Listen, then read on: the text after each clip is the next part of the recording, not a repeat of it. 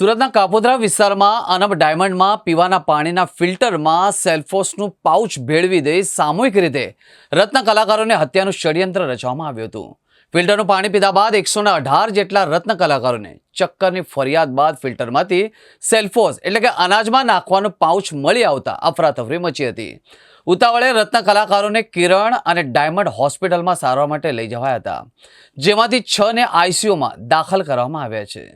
Police દ્વારા હત્યાના કાવતરાની 307ની કલમ હેઠળ ગુનો નોંધી તપાસ હાથ ધરવામાં આવી હતી। જે જગ્યા પર ફિલ્ટર હતું ત્યાં સીસીટીવી નથી। કારખાનાથી વાકેફ હોય તેવા વ્યક્તિ એટલે કે કારખાનાના કારીગર દ્વારા જ આ કૃત્ય કરવામાં આવ્યો હોવાનું તેવી આશંકા પણ છે, જેથી પોલીસ એફએસએલની ટીમ સાથે ટીમ બનાવીને અસરગ્રસ્ત 118 સહિત કારખાનામાં બેસતા તમામ રત્ન કલાકારોના નિવેદન નોંધાશે। પોલીસ હાલ આ મામલે તપાસ અર્થે અનબ ડાયમંડ હોસ્પિટલ પહોંચી છે, જ્યાં અન્ય રત્ન કલાકારોના લિસ્ટ સહિતની તમામ વિગતો હાથ ધરવામાં આવી છે। તેમજ પોલીસે તપાસમાં જણાવ્યું છે કે કારખાનામાં પ્રવેશતા સમયે એક ગ્રીલ છે જે લોક હોય છે અને ત્યારબાદ 2 દરવાજાની અંદર પ્રવેશ કરી શકાય છે। અંદર પ્રવેશ કરતા જમણી બાજુ વધુ એક ગ્રીલ છે અને ત્યાંથી અંદર જતા જમણી બાજુ પાણીનું ફિલ્ટર આવેલું છે। ત્યાંથી વધુ એક દરવાજાથી કારખાનાના અંદર જઈ શકાય છે। તમામ કર્મચારીઓ આ ફિલ્ટરમાંથી સંખ્યાબંધ વખત પાણી પીધું હોવાનું તમામની હાલત દયનીય બની છે। મામલો નાજુક હોવાથી કારખાનદારે ઉતાવળથી નિર્ણય લઈ તમામ રત્ન કલાકારોને ખાનગી હોસ્પિટલમાં સારવાર માટે પહોંચાડ્યા હતા। 104 રત્ન કલાકારને કિરણ હોસ્પિટલમાં દાખલ કરવામાં આવ્યા છે, જ્યારે બીજા 14ને ડાયમંડ હોસ્પિટલમાં લઈ જવામાં આવ્યા હતા।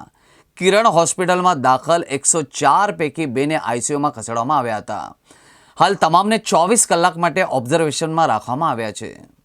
कापोद्रा पुलिस स्टेशन के विस्तार में मिलेनियम कॉम्प्लेक्स में अनब जेम्स नाम की जो कंपनी है, उसमें सुबह कुछ लोगों ने कंप्लेन किया पुलिस स्टेशन में कि ऐसा घटना हुई जिसमें एक पानी के टंकी में किसी असामाजिक तत्व ने सेल्फोस जो पॉइजनस सब्सटेंस होता है उसका पैकेट फाड़ के डाल दिया था।